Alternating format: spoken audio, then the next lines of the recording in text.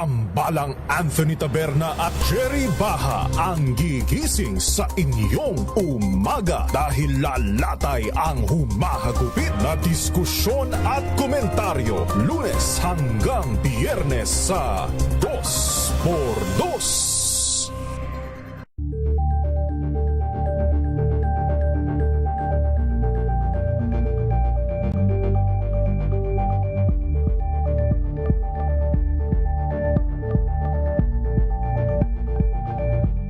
Curious ka ba sa maraming bagay?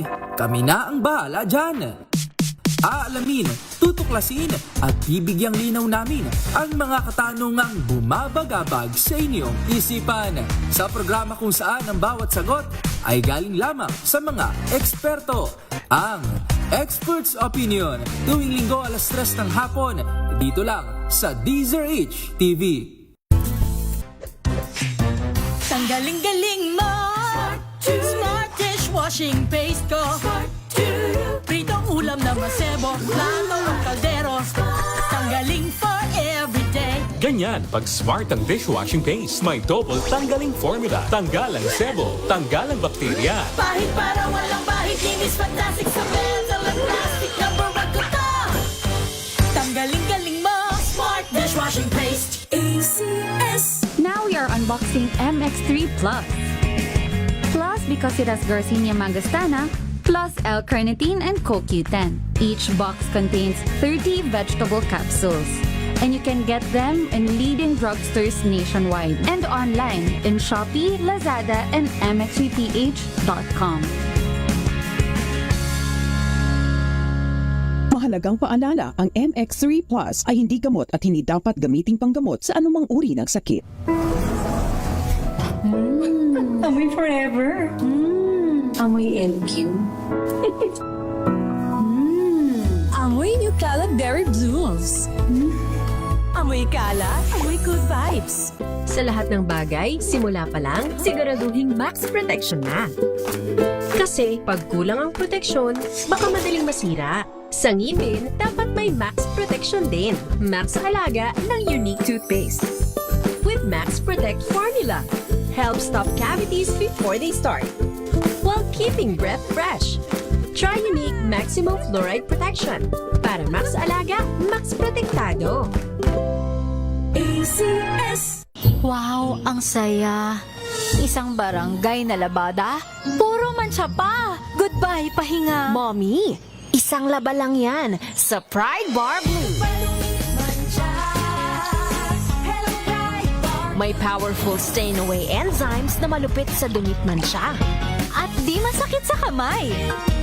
Isang laba lang yan. Hello, pahinga. Hello, Pride Bar Blue. ACS.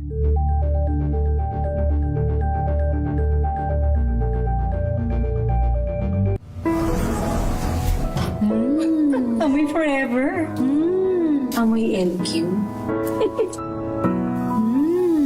Amoy New Calab Berry Blues. Amoy kalat, amoy good vibes. Tinesting, sinuri, siniyasan. Ang resulta? Super effective ang Shield sa pagpatay ng bakterya at virus. Shield Antibacterial Soap. Believe ang mga eksperto sa Philippine Nurses Association. At si Mami. Tiwala ako sa Shield. Shield Antibacterial Soap. Napatunayang mabisa. Ang mga nurse, tiwala. ACS. Amoy forever. Amoy LQ. Amoy New Calab Berry Blues. Amoy kalat, amoy good vibes.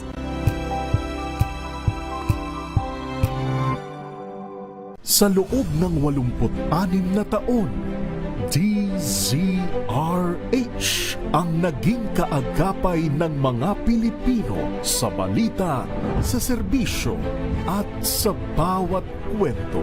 86 na taon ng tiwala at sa mga darating pang taon, mas pinalakas at mas pinagtibay para sa Pilipino.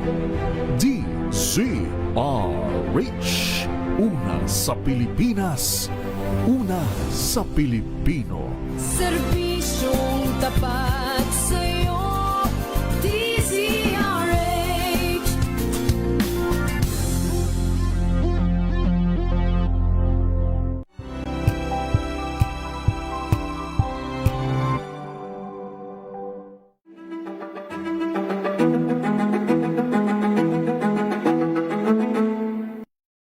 Kaming mga Dear Ate Raquel, isang makabagong paglalahad ng mga liham na may kaugnayan sa suliranin ng mga pusong nasaktan. Dear Ate Raquel, tatalakay sa inyong liham upang kahit papano maibsan ang hinaing ng pusong sawi. Dear Ate Raquel, ang inyong bagong kaibigan at kaulayaw sa loob ng isang oras dito sa DZRH. Darito ang inyong kaibigan, Raquel Monteza. Magandang hapon po sa inyong lahat. Sana po nasa mabuti kayong kalagayan. Welcome sa ating programang Dear Ate Raquel. Kumusta po? Kumusta na ang ating bakasyon? Kumusta na po ang ating ginawa ng mahal na araw ng Semana Santa? Sana po nakapangilin tayo, nakapagdasal at nawa mag-grant lahat ng ating kahilingan. No matter what, basta sa ikabubuti po natin. Ngayon po ay Abril na. Ang ika-4 na buwan ngayong taong 2026. The last Wednesday ba o Thursday, ginanap yung Bataan Day. No? Pero bago yan, nung April 1st, yun yung April Fool's Day, di po ba? Ito yung araw ng mga pagbibiro, mga prank joke, na kadalasan kapag hindi nabawi agad, tiyak na away ang kahihinatnan, ano. Okay lang yung prank joke, okay lang yung mga pagbibiro, wag lang yung scam. Anyway, nung Thursday naman po, ang ika-6 na ang ika-9 April 9 rather, ipinagdiwang po ang araw ng kagitingan. Ginugunita ang dakilang paglaban ng sambayanang Pilipino laban sa mga mananakop noong ikalawang digmaang pandaigdig. Ang tawag po dito ay Bataan Death March. Noong araw na ito, noong 1942, sumuko ang 76,000 soldiers o mga sundalo sa hukbo ng Imperyong Hapones. Sa pilitang pinalakad ng 140 kilometers tungo sa Camp O'Donnell sa Capas, Tarlac. Tinatayang 18,000 o 18,000 ang namatay sa Bataan Death March. Ay, nako, nung panahon na yun, mainit din. Di pa yata uso ang air condition ng mga panahon na yun. Kaya talagang marami ang namatay sa init. Biro mo, kaya nga tawag nila Death March sa panahon ng Abril na talaga namang tag-init sa atin. Summer kung tawagin. Ako, Mariosep. Paalala po ha, ito na naman ako, magpapaalala na naman ako sa inyo ngayong tag-init. Maraming sakit na lumalabas dyan, kaya wag po sanang nating sirain yung ating mga plano na umalis o magbakasyon. Pero palagay ko mas maganda sa bahay na nga lang muna tayo dahil nga sa sobrang mahal ng mga bilihin, grabe. Tapos ang mahal-mahal pa ng gasolina. Oh Lord, have mercy on us. Talaga naman, sana po nakakaagapay pa rin tayong lahat. Kahit ano pa sabihin nating hirap ng ating buhay o ng ating na nangyayari sa atin sa ngayon. Dapat talaga kapit-kapit tayong magpapamilya, huwag tayong magpabayaan, huwag tayong mag-away-away, kasi magpapamilya tayo, magkakapatid, huwag na mag-away-away, magtulungan, maghilahan pataas, huwag hilahan pababa. Kalimutan nyo, huwag kayong mag-aaway sa pera, yan ang pinakamasama sa lahat, huwag kayong mag-away sa pera. Okay, siya mag-umpisa na nga tayo sa magbasa ng ating sulat. Ating first letter of the day. Dear Ate Rachel, ako po si Linda Santos, 35 years old, byuda, may 2 anak, si Joed at Ruthie. 15 years old po si Joed, habang 11 years old naman po ang bunso kong si Ruthie. Sila ang alaalang naiwan sa akin ng maligayang pagsasama namin ni Gomer, ang yumao kong asawa. Mabait po ang aking asawa, Ate Rachel, masipag sa trabaho, mapagmahal sa mga anak namin. Bihira kaming mag-away. Wala namang kasing bisyo si Gomer. Isa lang ang bisyo niya, ate, yung lambingin ako all the time. At ganun din naman ako sa kanya. At kahit nga mahirap lang kami, maligaya naman ang aming pagsasama. Kaya walang kasing sakit ang nararamdaman ko nang maaksidente sa trabaho si Gomer na naging dahilan ng kanyang kamatayan. Halos hindi ko matanggap. Halos hindi ko maisip. Bakit ganoon? Samantalang yung aking mga anak bata pa. Bakit naman kinakailang maiwan kami sa ganoon ng aking asawang si Gomer? Ang asawa ko na kahit minsan ay hindi ako pinagbuhatan ng kamay at sinigawan man lamang. Hindi naman po nagpabaya ang pamilya ko sa pag-alalay sa amin ng aking mga anak. At upang makabawas sa gastusin, pumisa na kami kina inay. Sila nga po ang naging katuwang ko sa pag-aaruga sa 2 kong anak. Lalo na po pag nasa pabrika ako.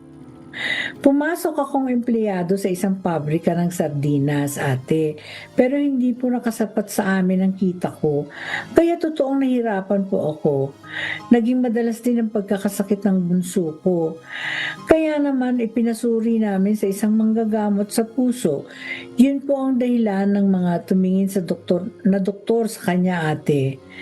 Sinikap ko namang masunod at doon namin nalaman na may diferensya pa talaga ang anak ko sa puso at kailangan ng malaking halaga para maipagamot siya at may ligtas sa tiyak na kamatayan. Noon po ay 4 na taon po ang aking anak. Gulong-gulo na po ang isipan ko, ate. Alam kong hindi ako matutulungan ng aking mga magulang. Gustuhin man nila dahil hirap din sila sa buhay. Wala ako sa sarili ko noon. Naglakad ako, ate, habang iyak ng iyak. Yun ay matapos kong malaman ang sinabi ng doktor. Tiyempo naman po na nakilala ko si Rico, ang kapitbahay naming matanda ng 17 years sa akin at hiwalay sa asawa. Sabi niya, anong problema, Linda? Bakit ka umiiyak? Sabi ko naman, kasi po yung bunso ko, Mang Rico, nalaman ko may diferensya ang kanyang puso at sabi ng doktor, kailangan ng malaking halaga para maoperahan siya, para mailigtas siya sa kamatayan. Kaso, wala naman po akong pera. Ayaw ko po mawala sa akin kahit sino sa mga anak ko. Dahil mahal na mahal ko po sila. Ate, nag-alok pa siya ng tulong sa akin. Sinabi niyang ipagagamot niya si Ruthie ko at pagiginhawain daw niya ang buhay namin. Makisama lamang daw ako sa kanya. May lihim palang damdamin sa akin si Mang Rico. Hindi lang siya makapanligaw dahil mukha raw kasing hindi ako tumatanggap ng manliligaw. Totoo naman po. Dahil para sa akin, si Gomer lamang ang maaari kong mahalin. Pero iba nung mga sandaling yon dahil buhay na ng anak ko ang kailangan kong iligtas. At alam kong magagawa ni Rico ang mga sinabi niya dahil mayaman siya. Kaya hindi ako nagdalawang isip, ate. Tinanggap ko kagad ang kanyang alok. Ang nanay at tatay ko naman po nagalit sa akin. Bakit daw makikisama ako sa isang matanda? Sabi ko po sa kanila, ayaw ko rin pong gawin yun, Nay, Itay, pero gusto ko talagang madugtungan po ang buhay ng bunso ko at ito lamang po ang tanging paraan na alam ko na kaya kong gawin. Kaya kahit labag sa aking isipan at kalooban, sisikmurain ko na lamang alang-alang sa mga anak ko. Yun po ang umiiyak kong sabi sa aking mga magulang. nakita naman po ni Rico ang pagtupad niya sa kanyang pangako. Agad niyang ipinalipat sa isang pribadong ospital ang aking bunso at sinimulan ng gamutan sa kanya. Kasabay nito ay ang paglipat niya sa amin sa bahay na pinili niya upang aming tirahan. Kinumpleto po niya yon sa mga gamit, kasangkapan at mga bagay na kailangan namin. Ibinili rin niya si Joed ng magagandang damit at sapatos. Naging masagana nga po ang buhay ko, ate. Natulungan ko rin ang aking mga magulang, ngunit dito ko naman nadama ang hirap ng makisama sa lalaking hindi mo talaga mahal, ate. Gusto kong tanggihan ang bawat halik at yakap sa akin, pero hindi ko magawa dahil hindi pwede. Kailangan kong magtiis. Sinikap ko naman po siyang pagsilbihan, ate. Pero isang malaking pagbabago ang napansin ko sa aking panganay. Naging walang kibo siya at malungkutin, para bang may malalim siyang iniisip, at kahit may magagandang damit, sapatos at laruan na siya, parang hindi pa rin siya masaya, ate Rachel. Malambing po ang panganay ko. Pero mula po nang sumama kami kay Rico, nagbago na po pati ang ugali niyang yon. Hindi ko naman po binigyan ng malalim na kahulugan ang mga napansin ko kay Joed. Inisip ko na baka naninibago lang siya dahil kasama namin sa bahay si Rico. Isa pa, nakatuon ang pansin ko noon sa nagpapagaling na bunso kong anak kay Ruthie.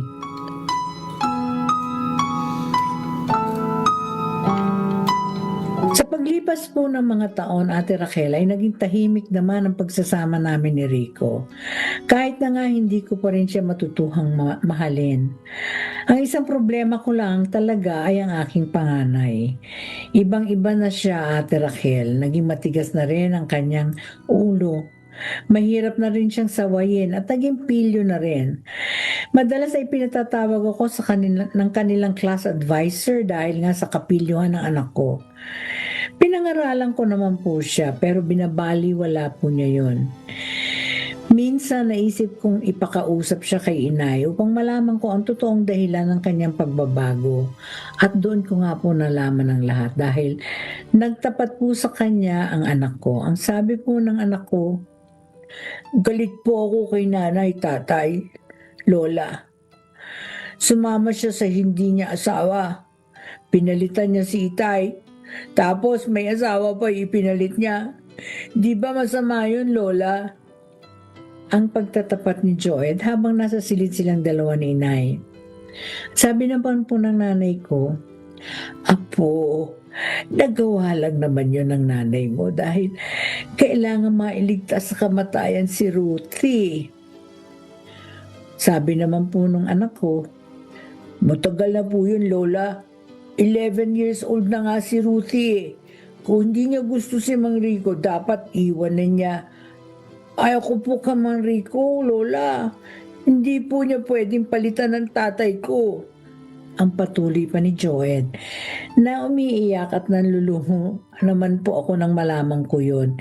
Hindi ako makapaniwala na ganoon pala dinamdam ng panganay ko ang aking ginawa. Marahil po nang kulang nga ako ng pagpapaunawa sa kanya. Kaya naman nagkaganoon siya. Lalo pang nagdagdagan ang problema ko ng isang hapon, dumating sa bahay namin ang asawa ni Rico. Nagsisigaw siya doon. Hindi naman po niya ako sinaktan, ngunit pinagsigawan niya na mang-aagaw daw ako. Hiyang-hiya po ako sa mga kapitbahay ko, ate Rachel, lalo na sa mga anak ko na nakarinig sa ginawang yon ng asawa ni Rico. Nang sabihin ko kay Rico ang nangyari, nalaman ko na nakikipagbalikan pala sa kanyang asawa. Ngunit hindi niya tinanggap dahil sa pangyayaring yon ay kinausap po akong ng mga umiiyak kong mga anak. "Ngay, gusto po tayo rito. Iwan na po natin si Tito Rico. Bumalik na lamang po tayo dun kina lola. Baka kung ano pa pong gawin sa inyo ng asawa niya eh." Ate, napaiyak po ako sa sinabi ng mga anak ko.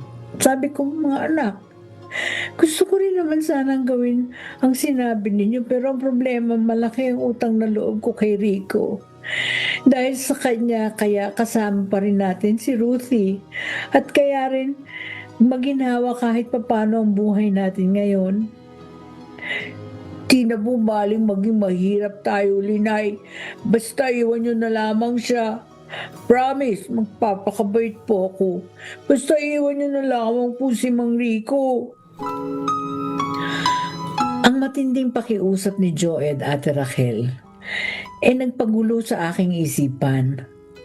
Palagay niyo po ba dapat ko bang sundin ang mga anak ko? Paano naman po yung utang na loob ko kay Rico? At paano ko rin po mabubuhay ang mga anak ko na maginhawa at maayos kung hihiwalayan ko po si Rico? Hindi kaya magalit siya sa akin kapag ginawa ko yun? Aminin ko, Ate Rachel, hanggang ngayon wala akong katiting na pagmamahal sa kanya. Kahit na nga nangako siya na poprotektahan niya kami laban sa asawa niya, natatakot pa rin ang mga anak ko. Ate Rachel, ano po ba ang dapat kong gawin? Hanggang dito na lamang po, gumagalang inyong tagapakinig, Linda. Balikan ka namin, Linda, ha, makalipas ang ilang commercials. We'll be back. May isang kaibigan.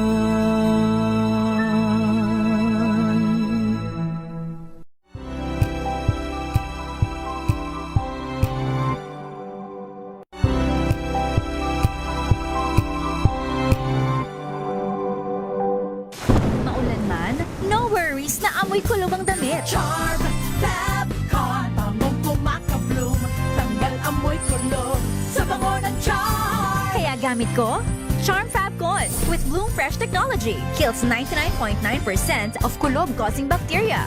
May aroma burst pa of thousands of flowers and berries. Ang sampay sa loob, no amoy kulob. Bangong kumakabloom sa charm. Charm Fabcon.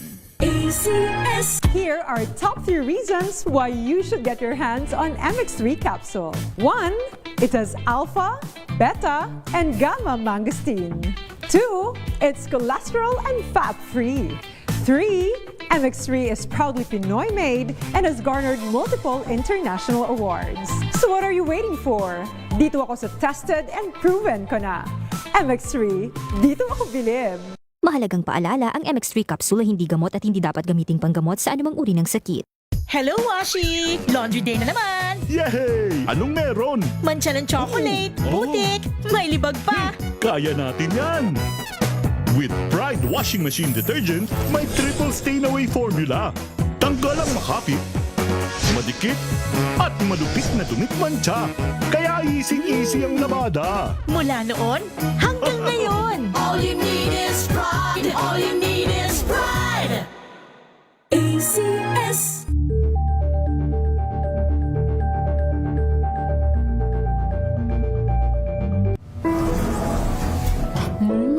Amoy forever. Amoy LQ. Amoy New Cala Berry Blooms. Amoy Cala, amoy good vibes.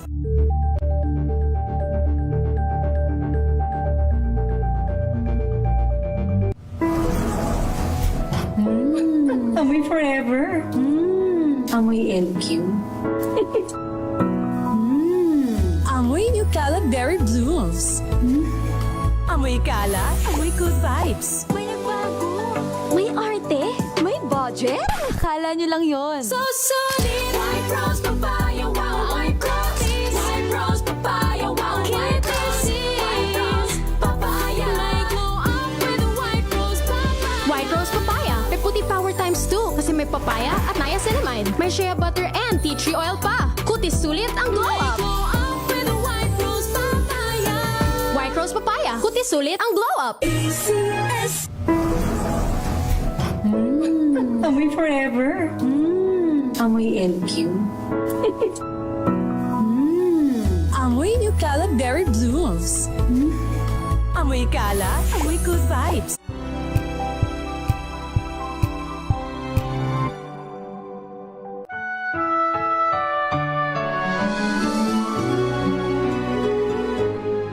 Nauunawaan lang kita, Linda. Talagang lahat gagawin ng isang ina, alang-alang sa mahal niyang mga anak. Kaya naman hindi kita hinuhusgahan. Pero tingin ko, mas mainam kung susundin mo na lamang ang pakiusap ng mga anak mo. Para maakay mo pa rin sila sa tamang daan. Lalo na ang panganay mo na nagre-rebelde na. May pagkakataon ka naman para maayos ito. Isa pa, di ba sabi mo hindi mo naman mahal si Rico. Bukod pa nga sa minsan ay ginulo ka na ng kanyang asawa. Kung ako ikaw, if I were in your shoes, iiwan ko na lang si Rico. Tungkol naman sa utang na loob, Linda, sa mga taon na pinaglingkod mo o pag-asikaso mo sa kanya at ipinagsama ninyo, sa tingin ko naman kahit papano, that's fair enough. Sapat na yon. Pero huwag mo iiwanan basta-basta rin si Rico. Kausapin mo siya, ipaliwanag mo sa kanya ang dahilan kung bakit ka makikipaghiwalay sa kanya. And please, huwag mong katakutan ang hirap na maaari mong danasin kapag hiniwalayan mo si Rico.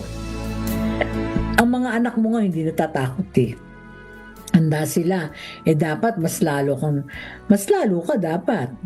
Kaya gawin mong inspirasyon ang mga anak mo at higit sa lahat, hingin mo ang paggabay ng Panginoong Diyos sa iyo upang ganap na makapagbagong buhay ka. I believe in you, kaya mo yan. Maraming salamat sa iyo, Linda Santos, sa pagbabahagi mo sa amin ng iyong kasaysayan. Ngayon po gusto kong batiin ang aking mga kaibigan. Unang-una na si Florence Aguilar. Hi Florence! Si Lisa Mabasa, ang dating Santiago sister, si Gisette Prospero, Jane Oliva at Jane Coronel. Hello din kay Maria Cristina Warde Andrade, Mirna Aquino, Cristina Sumagi Alarcon, Dionisio FSR, Saturnino Laoay Sr., Fe Armamento, Summer Julie, Dinya Asuncion Herman, James Anthony Neal, Lulu Harabes Tapleras, Edelberta Sabanal Roa, Tristan Wyatt V. Gulay, Arnold Duco, Ruby at Neil Tamayo, Ivy Gutierrez, Santos Dorina, Nalin Alarcon, Ramon Abadillo, Will Mackenzie Olalia, Nora Villapando, Redemsor Escobel, Angel Oredaha, Ana Limbaulita at Emma Fernandez. Okay, alam niyo ba, ito importante ito autism. Alam niyo ba ang autism o spectrum disorder or ASD ay isang pambihirang kalagayan ng isang tao o ng bata kung saan may depekto at nahihirapan sa kanyang pagsasalita at maging sa pakikisalamuha niya sa kapwa. Karamihan ng may autism kapag nagsasalita ay may paulit-ulit na pagpapahayag dahil nahihirapan na sila. Maging sa kanilang paggawa kung saan inuulit-ulit nila ang mga bagay na ginagawa nila. Dahilan ito ng depekto rin sa development ng kanilang utak. Hindi naman naiiba ang mga may autism sa normal na tao. Dapat tratuhin sila ng normal. Ang mga indicators ng autism, yung mga usually lumalabas ito sa edad na 2 o 3. Some associated development delays can appear even earlier, and often it can be diagnosed as early as 18 months. Research shows that early intervention leads to positive outcome later in life for people with autism. Ang bata na may autism ay kadalasang hindi nagsasalita, hindi nagtuturo gamit ang daliri, hindi tumitingin sa mga kausap, paulit-ulit ang galaw, gawain o salita, may hand flapping o head rocking, maganyan lagi yun. Ang ibang kaso naman ng may autism ay hindi agad lumalabas ang sintomas, ngunit nagpapakita ito kapag umabot na ang baby sa 18 hanggang 30 buwan. Ang autism ay may karaniwang ay mas karaniwang nangyayari sa mga lalaki kumpara sa mga batang babae. Ngunit wala itong pinipiling lahi, antas o lipunan o anumang pinagmulan. Okay? So, tulungan po natin yung mga autistic na bata. Alam nyo, matatalino itong mga autistic na to kasi sila yung merong savant. Yung may bagay silang talagang nag-e-excel kung saan sila nag-e-excel. Pwedeng sa math, pwedeng sa music, pwedeng sa literature. Basta may bagay silang may isang bagay na nag-e-excel sila. Okay, magbabalik po ang Dear Ate Raquel makalipas ng ilang commercials. We'll be back.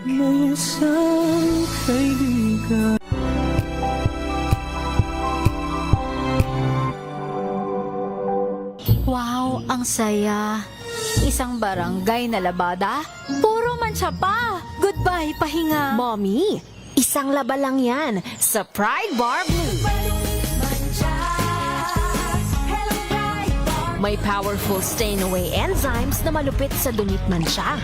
At di masakit sa kamay. Isang laba lang yan. Hello, pahinga. Hello, Pride Bar Blue. ACS.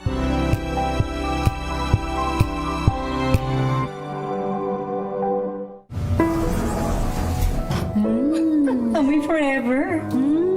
Amoy LQ. Amoy New Caleb Berry Blooms. Amoy kalat, amoy good vibes.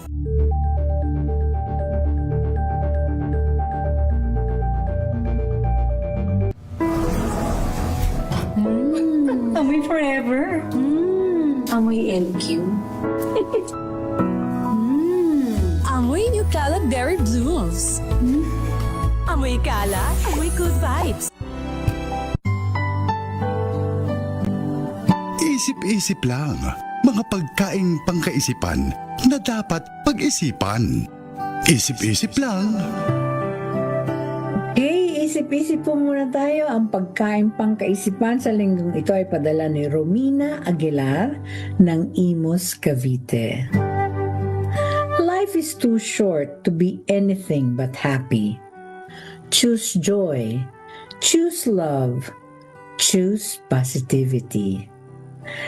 Napakaigsi po ng buhay para hindi tayo maging maligaya. Kaya dapat po piliin natin ang happiness, ang pag-ibig, at ang positivity. Maging positive po tayo sa look ng ating buhay.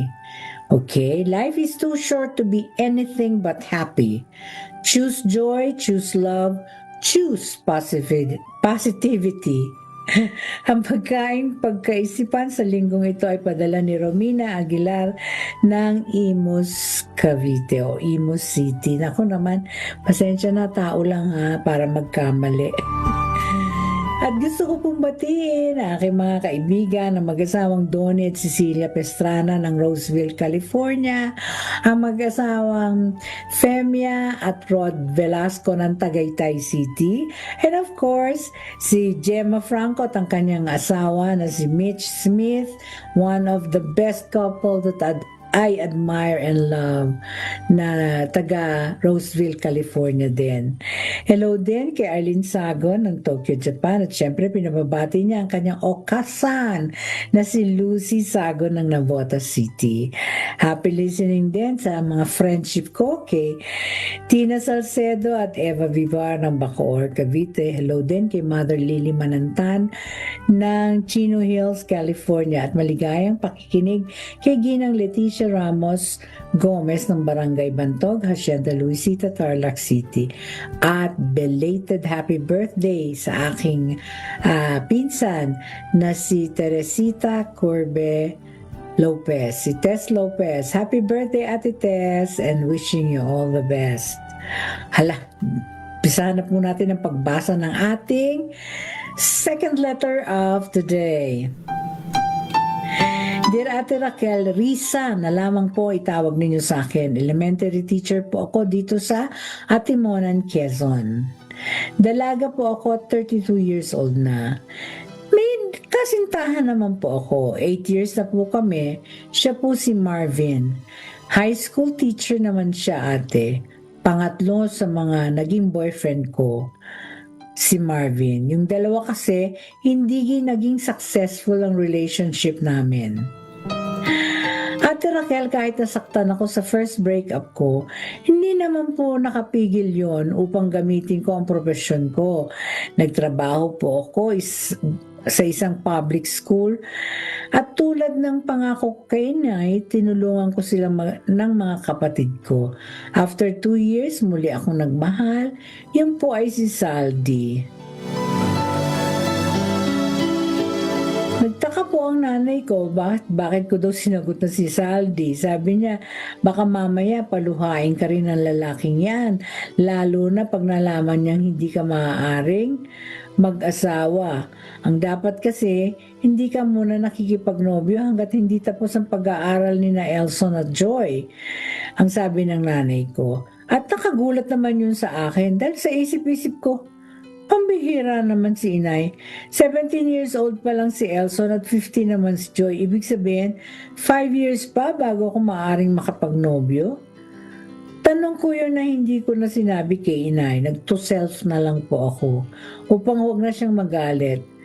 Mahal na mahal ko po ang nanay ko, ate, at maging ang mga kapatid ko. At kahit po may nobyo ako, hindi naman nagbago kahit kailan ng pagtulong ko sa kanila.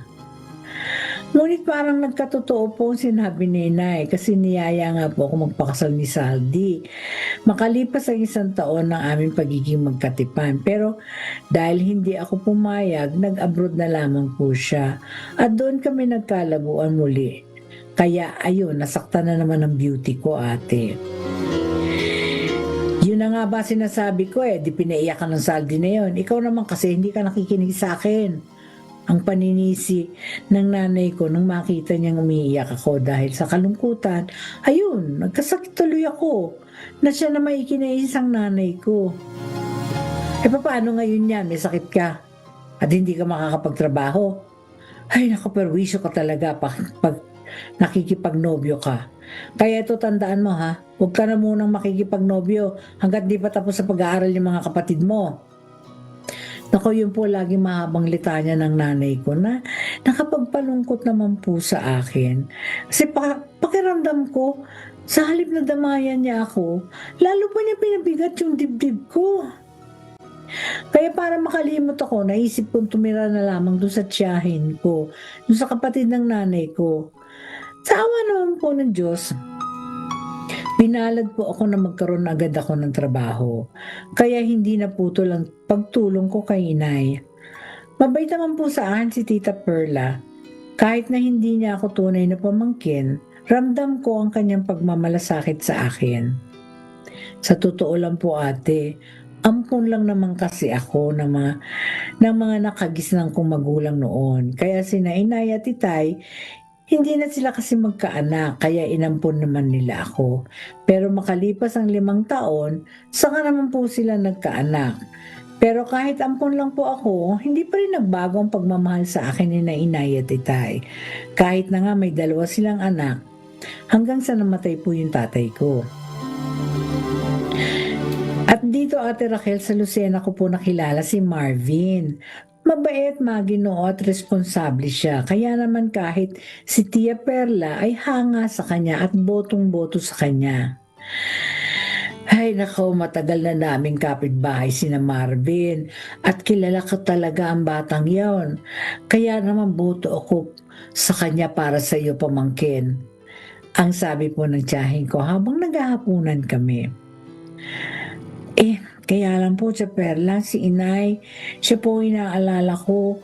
Ayaw niyo po kasi makipagnobyo ako habang hindi pa rin natatapos sa pag-aaral sina Elson at Joy. Sabi naman po niya, graduating na sa college si Elson, matutulungan ka na niya sa pagpapaaral kay Joy. Kaya tingin ko, walang dahilan para pigilan pa ni Aurora ang kaligayahan mo. Ay, hayaan mo. Ako ang kakausap sa kapatid ko kapag nagbakasyon siya dito. Yun po ang pangako ng tiya ko na nakabawa sa aking pag-aalala dahil doon hindi ko muna po sinabi kay inay ang pagkakaroon ko muli ng kasintahan. 2 years na po kami ni Marvin nang magbakasyon kami ni Tia Perla sa Maynila. Hindi kasi nagbabakasyon si inay kaya kami na lamang ang lumuluwas at doon ipinagtapat na namin ni Tia sa kanya ang lahat. Noon naman po ay may trabaho na rin si Elson. Pabihira ka naman, Ate Perla. Matagal yun na pala akong pinaglilihiman. Yun po sabi ng nanay ko at ang sagot naman ng tiyahin ko, hindi naman naibig ka namin paglihiman, Aurora. Ang gusto ko lang personal na sabihin sa iyong lahat. At ang sagot ko naman po, kaya nga po, Nay, kami na ang lumuwas dito sa inyo para magtapat. Hindi ko po maintindihan, ate, pero pakiramdam ko, ayaw talaga ng nanay ko na muli ako makipagnobyo. Kahit na nga may trabaho na si Elson at nakatutulong na sa kanya. Yun nga lang, walang magawa si inay dahil malayo ako sa kanya. Yun po ang dahilan, kaya hindi naging masaya ang bakasyon namin ni Tia. After a week, umuwi po kami ng tiyahin ko sa Quezon. Kahit gano'n ang reaksyon ni Inay, hindi naman po ako nagbago sa pagtulong sa kanila hanggang sa nakatapos na rin po ng pag-aaral si Joy at mag-asawa naman si Elson. Kami naman ni Marvin ay patuloy at na masaya at payapa ang aming relasyon. Bihira po kami mag-away kasi naman wala siyang bisyo. At kapag may tampuhan na kami, agad naman namin napag-uusapan yun. Pareho po namin ayaw na patagalin ang aming tampuhan dahil mahal na mahal po namin ang isa't isa. Makalipas po ang 3 taon, ng ibang bansa si Joy. Kaya upang huwag malungkot, sinabi ko po kay inay na dumito na lamang sa Quezon na hindi naman po niya tinanggihan. Dito na po niya nakilala si Marvin. Kaya lang, halatang ayaw niya po sa boyfriend ko. Hindi ko naman alam kung bakit. Ganun pa man, sinikap ni Marvin na mapalapit pa rin kay inay. Sa tuwing pupunta sa bahay, lagi niyang dinadalahan ng pasalubong si inay. Pero binaliwala naman ni Nanay Aurora hanggang sa sumapit ang 8 taong anibersaryo namin ni Marvin. Riza, gusto ko sanang pakasal na tayo. Yun ang yaya sa akin, Ate Rachel ni Marvin. Kaya naman, tinanggap ko yung alok niya. Agad ko pong sinabi kay inay ang tungkol sa plano namin ni Marvin. Ngunit nagulat po ako sa sinabi ni nanay. Ay hindi, Risa, ayaw kong mag-asawa ka. Ang galit na sabi ni inay. Sagot ko naman po, Nay, pero bakit naman po? Matagal na pong tapos sa pag-aaral sina Joy at Elson at may mga maayos na silang buhay. Tapos na nga sila. Tama ka. Ako, paano ako? Iiwan mo na lang akong mag-isa? Ganon? Pagkatapos ng hirap ko sa'yo, ganito ang gagawin mo sa akin? Nagulit mo ako sa sinabi ni nanay. Kasi ko, Nay, hindi ko naman po kayo iiwang mag-isa. Kung gusto ninyo, di sa amin na kayo tumira. Tiyak namang hindi tututol si Marvin. Pero hindi po nagbago si inay. At ang sagot pa niya, basta hindi, ayoko. Tiyak, pag nag-asawa ka na, mapapabayaan mo na ako. Kaya hindi ka mag-aasawa. Sasamahan mo ko habang buhay ako. At susundin mo ko kung ayaw mong itakwil kita. Ang banta po sa akin ng nanay ko. Napaka-unreasonable naman ng nanay mo. Mali ang gusto niyang mangyari. Para na siyang selfish. Nasa tamang edad na tayo. 32 ka na, 36 naman ako. At handa rin naman ako ng pagpapamilya. Ang bulalas po ni Marvin. Nang ipagtapat ko sa kanya, sinabi ni inay, Ate, gusto ko po si Marvin na ituloy O gusto po ni Marvin na ituloy namin ang pagpapakasal, pero ayaw ko naman pong magalit si inay sa akin. Malaki ang utang na loob ko sa kanila ni Itay dahil sa pagkup-kup nila sa akin. Pero ayoko naman pong mawala sa buhay ko si Marvin. Ano po ba talaga ang dapat kong gawin, Ate Rachel? Talaga bang kailangang mamili ako? Marami pong salamat sa pagbasa ninyo sa aking sulat. Hanggang dito na lamang, gumagalang, Riza. Balikan ka namin, Riza, makalipas ang ilang commercials. We'll be back. May isang kaibigan.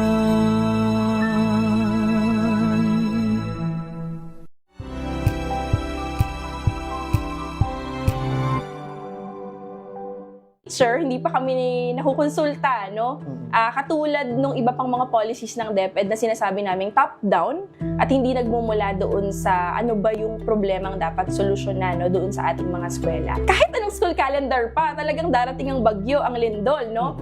Pero sa kalagayan natin, alarming yung meron tayong 165,000 classroom na kulang. Tila na institutionalize na yung mga online classes kasi nga hindi kayang i-accommodate ng eskwelahan, no?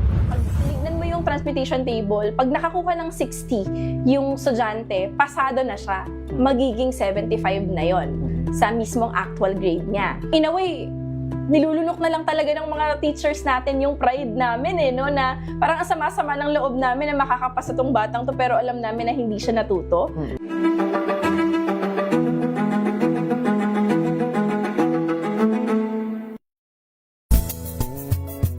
Number 1 na naman ang inyong DZRH sa latest survey ng Kantar Media na inilabas nitong January 2026. Hindi lang sa Metro Manila, kundi pati rin sa Mega Manila. Patunay na DZRH lang ang inyong tunay at totoong pinagkakatiwalaan. Taos-puso po kaming nagpapasalamat sa inyong patuloy na pagtitiwala dahil ang DZRH, una sa Pilipinas, una sa Pilipino. Saan ka man sa mundo, tayo Pilipino.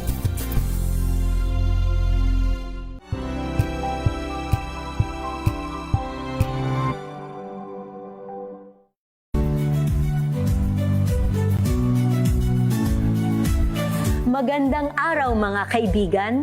Ito po ang inyong balerina ng bayan, si Lisa Macuja Elizalde, na nag-aanyaya sa inyong samahan kami at ang aming mga espesyal na panauhin para sa kalahating oras ng masayang kwentuhan sa aming programang Art to Art, kung saan ang usapang sining at kultura ay para sa lahat. Huwag kaliligtaan, tuwing linggo, alas 3:30 ng hapon, dito lamang sa DZRH Radio, DZRH TV, at via online streaming.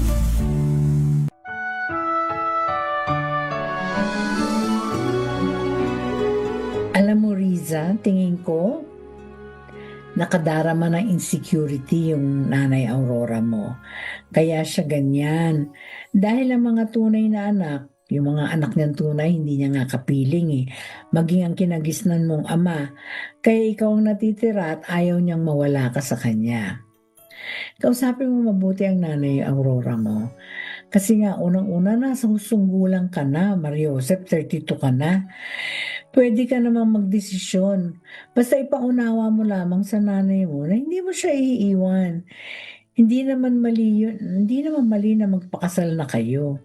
At kayong dalawa ang magpadama kay Nanay Aurora mo na hindi niyo siya pababayaan at iiwan. Maaaring sa simula magalit siya sa inyo. Pero naniniwala ako, mauunawaan ka rin niya.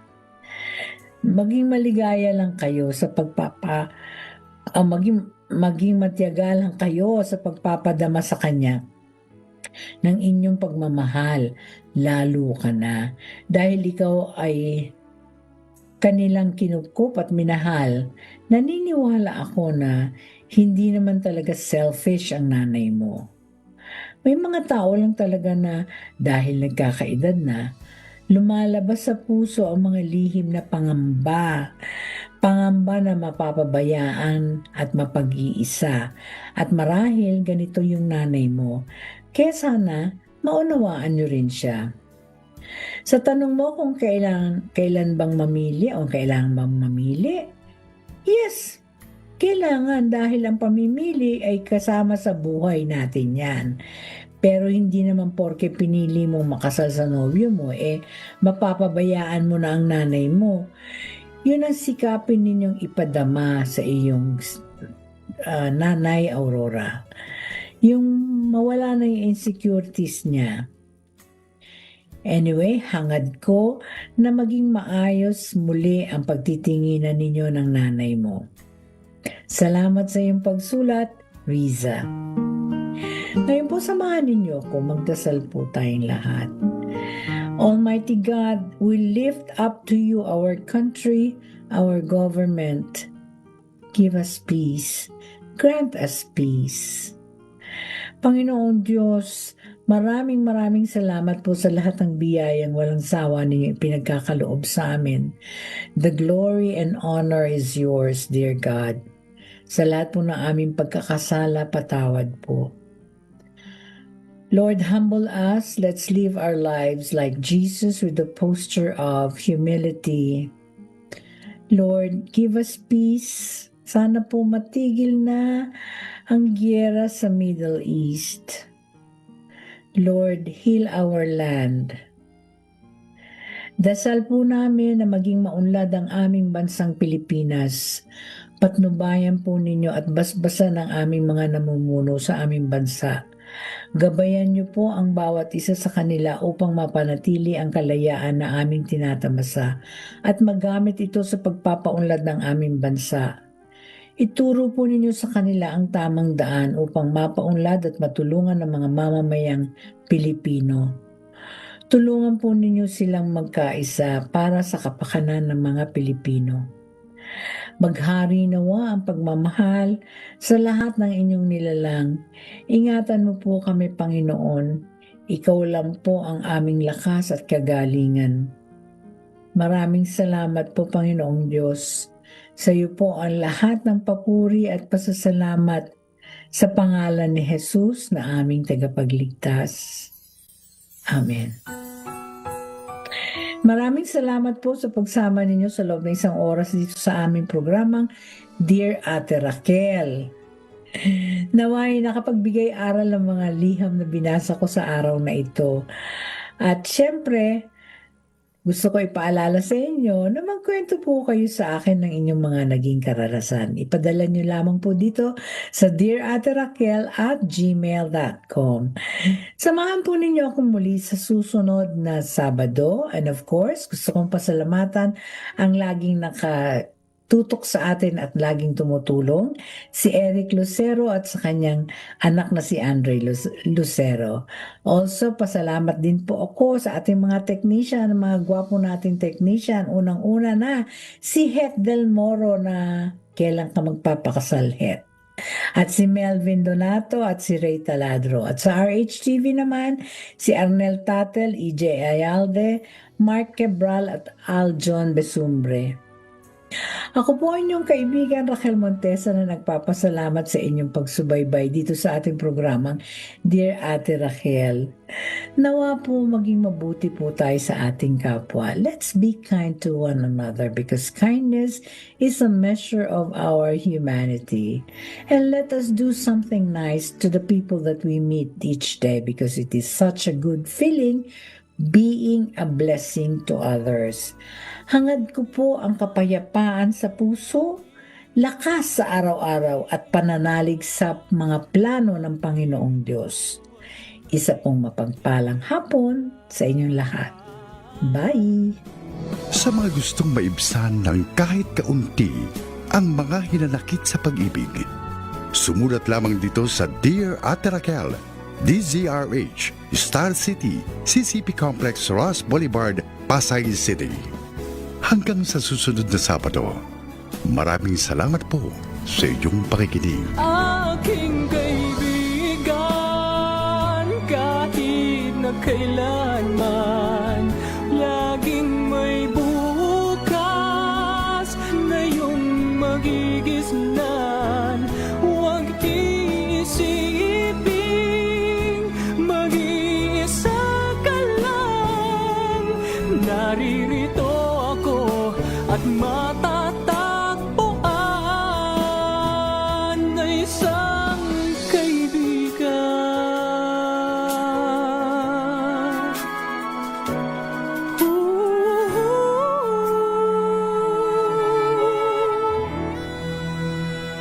May isang kaibigan.